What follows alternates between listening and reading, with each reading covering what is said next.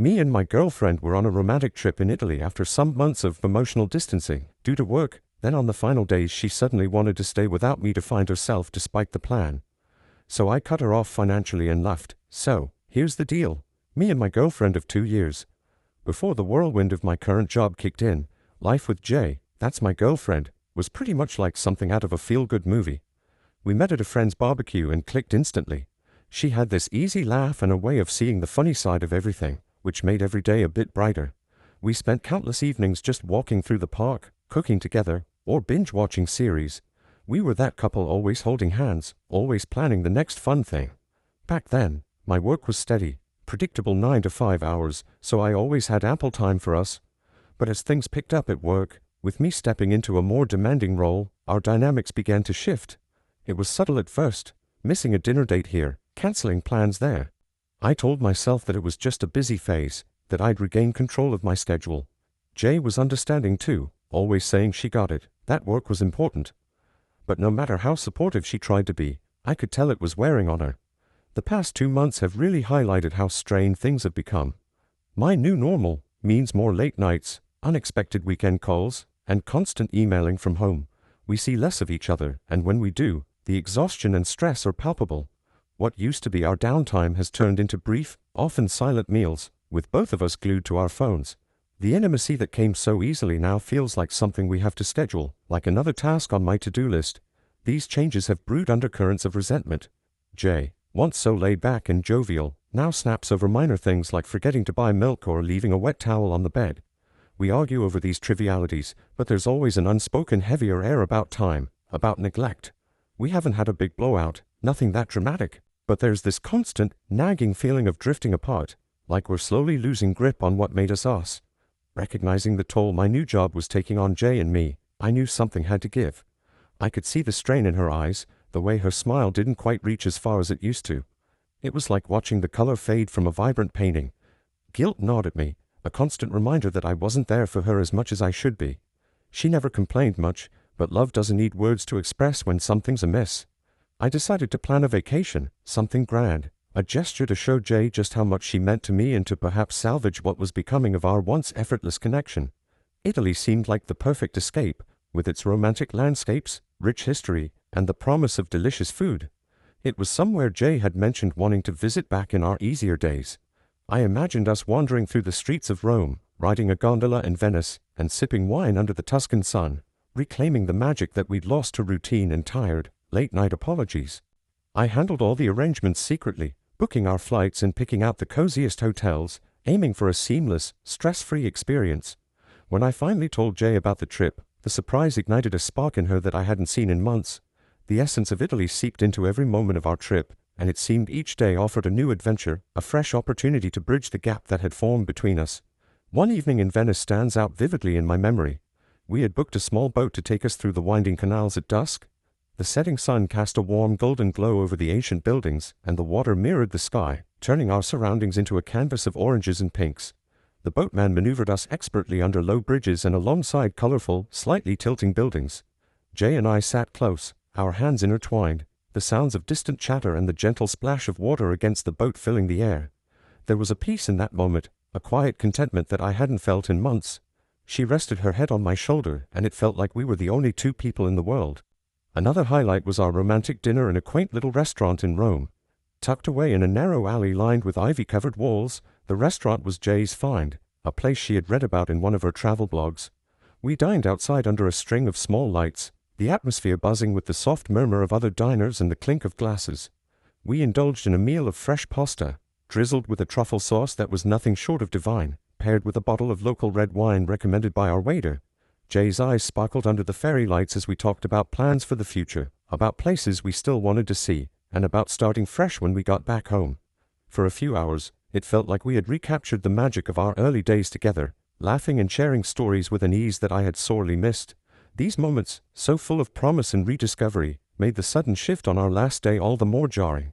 As we stood on that cliff in Naples, with the vast blue sea stretching out before us, I couldn't help but feel like the picturesque scene was mocking us, presenting a stark contrast to the turmoil that was unfolding between us. Someone's life can't really be like that. That's when she dropped the bombshell. Out of nowhere, Jay told me she needed more time here, in Italy, without me.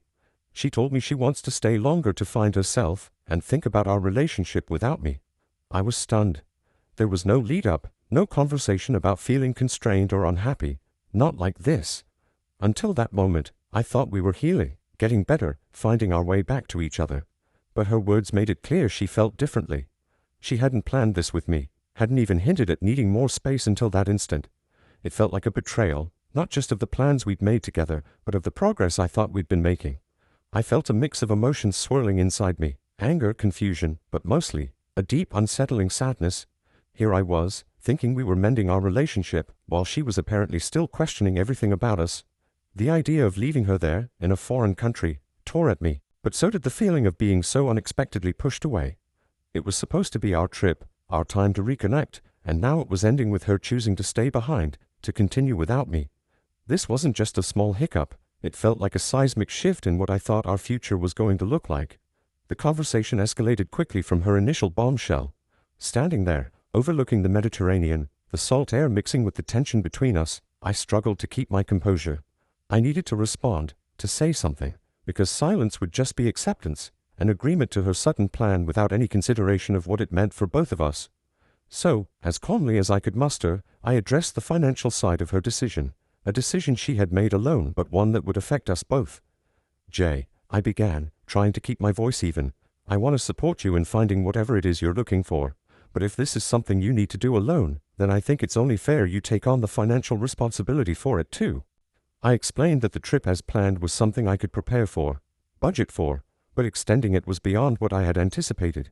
As Jay's voice grew louder against the backdrop of the cliffside, her words cut through the gentle hum of the waves below. The tension was palpable, and her accusations stung deeply. How can you just cut me off like this? Is this how you show your love? By holding money over my head? Her eyes, usually so warm and inviting, now flashed with a mixture of frustration and desperation. I tried to keep my own emotions in check, to respond without escalating the situation further. Jay, this isn't about money, I replied, my voice steady but filled with emotion. It's about us, about commitment. When you say you need to stay longer without me, it feels like there's something more, something you're not saying. The accusation stung. This wasn't about money, not really. It was about boundaries, respect for the decisions we were supposed to make together. This trip was meant to be a gesture of healing, not a gateway to a unilateral decision that left me both financially and emotionally overextended. She looked away, her eyes scanning the horizon. I could see the gears turning, her mind wrestling with the implications of her desires versus the realities of our relationship. The air between us felt charged, heavy with unsaid things and unresolved emotions. I took a deep breath, trying to read between the lines of what she wasn't quite saying. The idea of her needing time alone here, now, seemed to point to something more than just soul-searching. Jay, are you telling me everything? I asked gently, hoping to coax out what was really on her mind. We ended the conversation with no real resolution, the issue hanging over us like a dark cloud. She was hurt, feeling unsupported in her moment of need for independence. I was confused and upset, feeling like the partner left holding the pieces while she sought something I couldn't give her on those cliffs. We spent our last night in Italy in silence, each lost in our own thoughts, wondering what the next step would be for a relationship that had just faced one of its toughest tests. When I returned from Italy, the tension between Jay and me hadn't eased, but the addition of our friends' opinions only magnified the stress. It started with a few offhand comments during a group video call, when one of our mutual friends, Mark, mentioned hearing about our little disagreement in Italy. The word choice felt minimizing, and the discussion quickly spiraled from there. Dude, you left her stranded in Italy? That's harsh, Mark said, shaking his head, his tone more accusatory than concerned. Another friend, Lisa, chimed in. Yeah, I mean, I get that you're upset, but cutting her off financially? That seems a bit extreme. Their words stung. Here were people who knew us both, who knew our dynamics and the struggles we'd been facing lately. Yet it seemed they only saw the situation from one side, Jay's. They weren't there to see the confusion and hurt in my eyes when she told me she wanted to stay behind. They didn't feel the weight of betrayal that I felt when my efforts to mend our relationship were met with a sudden demand for space and independence. I tried to explain my side, to tell them how blindsided I was, how we had planned this trip together as a couple and how her sudden decision felt like a step away from everything we were supposed to be working on. It's not about the money, I insisted. It's about being left out of a major decision that affects both of us. It's about feeling like I'm not a partner but a provider to be switched on and off. But the conversation didn't go far. Their minds seemed made up, and the more I tried to justify my stance, the more defensive I sounded, which only seemed to validate their criticisms. The call ended with a heavy silence, and I was left feeling isolated, not just from Jay but from my friends too. This rift made me question a lot of things, not just my relationship with Jay, but also my friendships. It felt like they were quick to judge without understanding the full complexity of the situation. Or maybe, I wondered, had I failed to communicate the depth of my feelings effectively? Either way, I felt cornered and misunderstood, caught between defending my boundaries and appearing uncaring to the people whose opinions mattered to me. It was a precarious balance, trying to maintain my stance while navigating the disapproval of friends I had once relied on for support. Update. Wow. I can't believe my situation got so many of your attention. Well, thank you for all of your advice. A month had dragged by since Jay decided to extend her stay in Italy, a decision that stretched the fabric of our relationship to its limits. The weeks were marked by a strained exchange of messages, brief, cold, and sometimes days apart. I had hoped the distance might bring some perspective, perhaps soften the edges of the conflict we had left simmering. Yet, as her return approached, a knot of anxiety grew within me, tightening with each passing day. She didn't call to let me know she was coming. I simply heard the key turn in the lock of our apartment. The sound, once a signal of comfort, now struck a chord of apprehension. As she stepped inside, the air shifted, heavy with the weight of unspoken grievances and pent-up frustrations. She looked different, tired, yes, but there was also a hard set to her jaw, an armor she had donned during her time away. The door barely closed behind her before the storm broke it. "How could you just cut me off like that?" Jay's voice was sharp, her words slicing through the tense air. Her bags dropped to the floor with a thud, mirroring the heavy drop of my heart. I had not cut her off financially without a warning. I had told her during our last painful conversation in Naples that if she chose to stay longer, she would need to do so on her own dime. But it seemed she had either misunderstood or chosen to reinterpret the facts. "I didn't cut you off," I replied, trying to keep my tone level despite the rising tide of emotion. "I said if you decided to stay longer, you'd need to manage without my financial support. You made that choice, not me." "You left me stranded in a foreign country," she exclaimed, her face flushed with anger the moment she saw me. The accusation felt like a slap, harsh and unfounded. It was the breaking point after weeks of built-up tension and uncertainty. "I didn't leave you stranded, Jay. You chose to stay. We had a return ticket already booked," I retorted, my voice rising to match hers. I felt betrayed, not just by her decision to extend her stay without discussing it with me, but now by her twisting of the facts. It was as if the careful plans I had made, meant to bring us closer, had been forgotten, discarded like an inconvenient truth. The argument spiraled quickly. Jay paced back and forth in the living room, each step seeming to echo her escalating frustration. "You could have supported me, understood that I needed more time," she argued, throwing her hands up in exasperation. "And you could have talked to me about it, Jay. Communication goes both ways," I shot back. The gap in our perspectives seemed insurmountable. I had envisioned our discussion as a chance to air our grievances and seek understanding, perhaps even find a way to mend the rift between us. Instead, it turned into a volley of accusations and hurt feelings. As we argued, the hurt became palpable, filling the space between us with words and silences equally heavy. The room felt smaller, as if the walls were inching closer with each passing moment of our disagreement. I could see the strain in her eyes, mirroring my own fatigue. It was draining, this dance of stubbornness and pride, and it hurt more because it was with Jay, the person I had once been so in sync with. Finally, with neither of us willing to budge, Jay grabbed her bag and keys. "I can't do this right now," she said, her voice breaking a little. "I need some space to think, away from here." Without another word, she left the apartment to stay with a friend. The door closed with a definitive thud, marking the physical and emotional distance now fully imposed between us. The weeks following Jay's departure from our apartment were a haze of confusion and melancholy.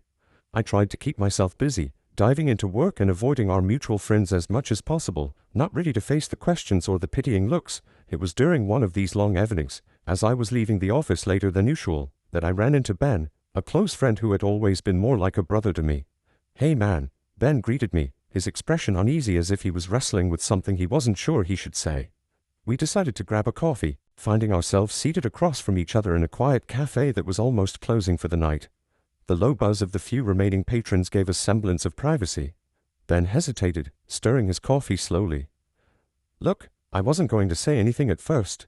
I thought it wasn't my place, and maybe it isn't, but—" He trailed off, looking up at me with a serious expression. I heard from E. She's close with one of Jay's friends, you know, that Jay's been. Well, she borrowed quite a bit of money from friends and relatives back when she was in Italy. I felt a knot form in my stomach. Borrowed money. The Jay I knew was financially prudent to a fault. Ben continued. Yeah, and there's more. They said she partied a lot over there, and got pretty wild. And... He paused, the weight of his next words hanging between us. She met someone, something happened, and now she's back here, and she's pregnant. The news hit me like a physical blow, each word a punch that knocked the wind out of me. Pregnant. My mind raced as I tried to piece together the fragments of this new, jarring reality. But Ben wasn't done. There's talk that she's planning to make a scene. To claim the kid is yours to get you to take responsibility. I was stunned into silence, the coffee in front of me growing cold.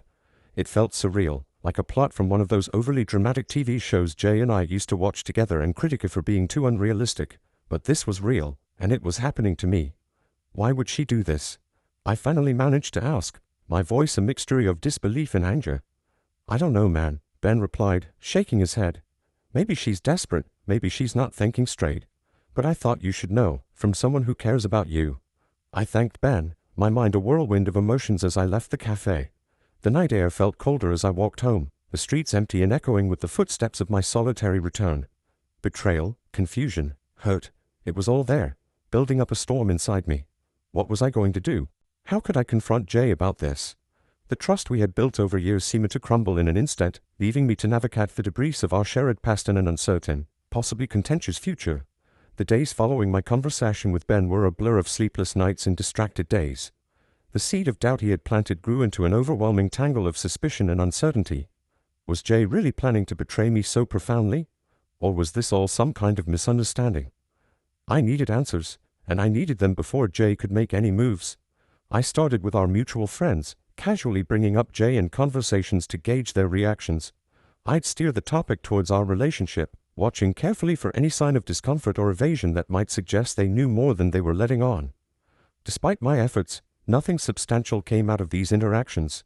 It was as if Ben's story was an echo in a void, leaving me even more isolated with my worries. Frustrated but not deterred, I decided to take a more direct approach with someone who would know the truth.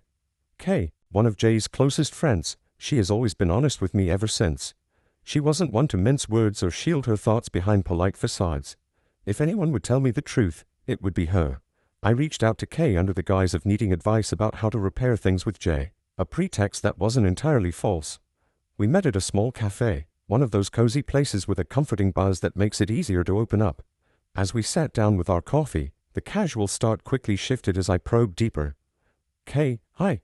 I've heard some things, and I just want to understand what's going on with Jay, I began, my voice steady but my hands betraying me with their slight tremor. I watched Kay's face closely, her expression changing from friendly concern to a more guarded wariness. What have you heard? She asked, her tone cautious yet curious. I hesitated, then decided to lay it all out. That I might be trying to trap me, makes me believe that I'm responsible for a situation that I had no part in creating. That she might be expecting but the circumstances aren't what they seem. Kay's demeanor shifted as she continued, her eyes still fixed somewhere outside the window, perhaps finding it easier than meeting my gaze directly in such a difficult moment. And there's something else you should know, she added, turning back to look at me, her expression a mix of sympathy and resolve. After Jay realized she was pregnant, she panicked. Given everything, she didn't know how to handle it. So, she got a paternity test done, just to be sure, you know. Kay's voice was steady but her hands fidgeted with the coffee cup in front of her. The results came back, and you are not the father. She was shocked and well, the Italian guy is out of the picture now. Kay paused, giving me a moment to absorb the news, as my final hope for the children could be mine, faded away. This was a lot to process. Jay had sought confirmation, had gotten it, and yet, here we were. She's really scared. She doesn't know what to do next and, I think in her panic, she thought maybe turning to you would somehow fix things. Maybe she thought the baby could be yours and that would make everything easier for her to manage. Kay looked genuinely pained to be delivering such news. Her loyalty to Jay strained against her moral compass to tell the truth. I'm telling you this because I think you deserve the whole picture. It's a mess, I know. But Jay is really struggling with what to do next. She's mentioned wanting your help, not just financially but also emotionally, maybe hoping that there was a chance this situation could bring you back together. It's not fair to you, and I thought you should know the truth before anything went further." Sitting back, I tried to process everything Kay had laid out. The complexity of Jay's actions, driven by fear and a desperate grasp for stability, was overwhelming. The paternity results only added another layer of betrayal and sadness to the situation. It wasn't just about the breach of our relationship now, it was also about the impact of her decisions on an innocent life.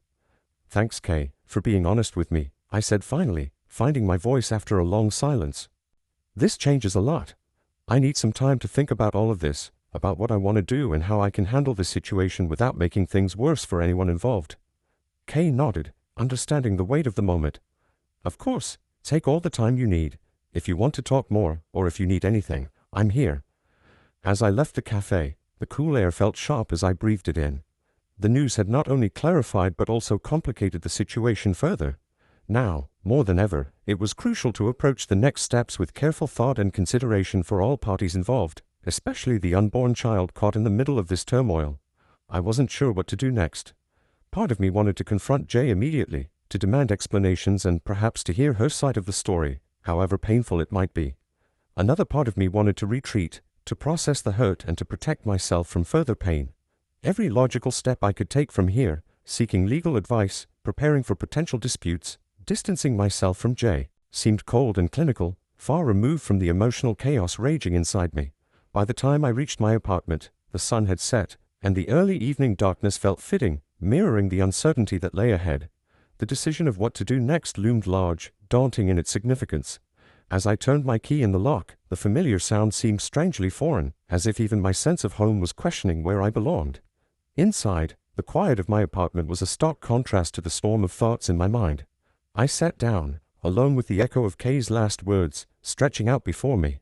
After 3 days of agonizing over everything, I decided it was time to face Jay. I needed clarity and closure, no matter how painful the conversation was going to be. I texted her, asking if we could meet at the little coffee shop where we'd spent countless lazy Sunday afternoons together. It felt like a neutral place, public yet intimate, appropriate for the kind of serious conversation we needed to have.